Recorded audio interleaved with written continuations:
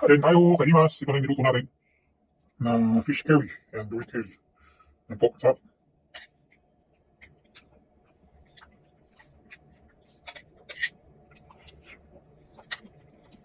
Hello, hello, Kahimas. So, ito na naman po tayo sa isa nating putahing masarap at napaka-healthy. Yan, namiss ko po kayo mga Kahimas. Ito po yung ating finished product ng ating fish curry. Ayan po, yan ang ating mga procedure. Ayan po yung ating lemongrass, yung coconut milk in can, ginger, lemon, sililong, parsley, onion and garlic. Ayan po, ayan na ang ginamit natin. Gagamitan natin ng mortar and pestle. Tama ang aking pronunciation. Yan po, dinurug-durug natin. Hinimas-himas kanina.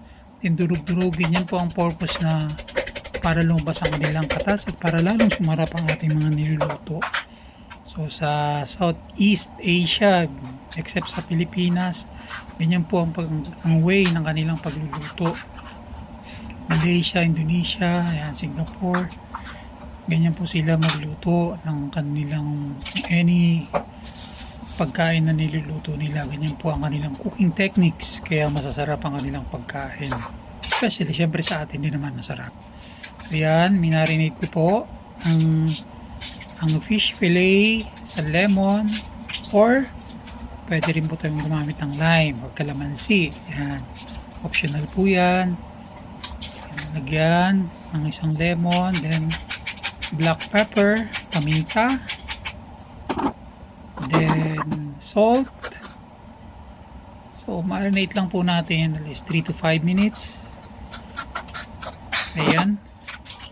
So halo-halo, hinimas-himas. So yan na po, magsusotay na tayo, gigisa na tayo. So of course ilalagay natin yung kaninang hinimas-himas at ginamitan natin ng wooden mortar and pestle.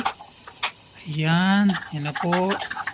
So pinagsama-sama na natin at pinagsabay-sabay na natin ilagay sa mainit na mantika para isaute. So yan na po siya. Kailangan nating maluto hanggang mag-golden brown ng mga yan. Onion, garlic, ginger.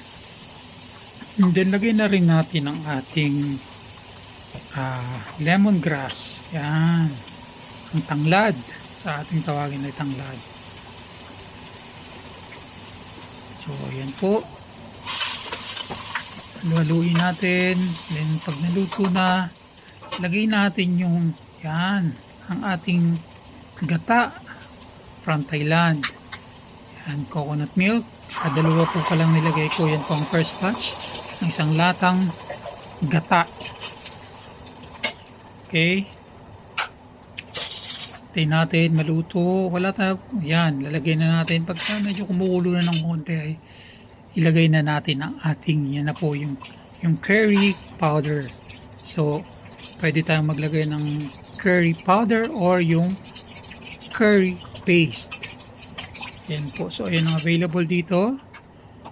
So yan ang gagamitin natin. So sponsored by aking brother and sister-in-law. Yan. Alright, kumukulo na po. Halu-haluin.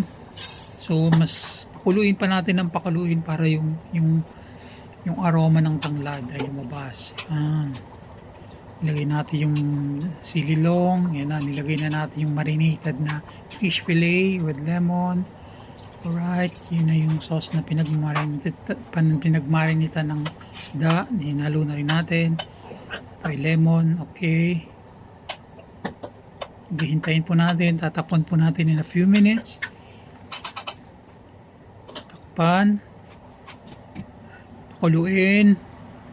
Kumulo na. So, ayan na po.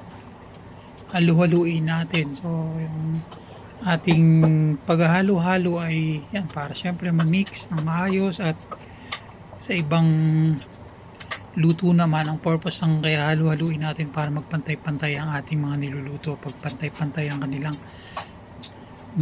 pantay-pantay ang pagluto nila. Yan. pagluto ng meat.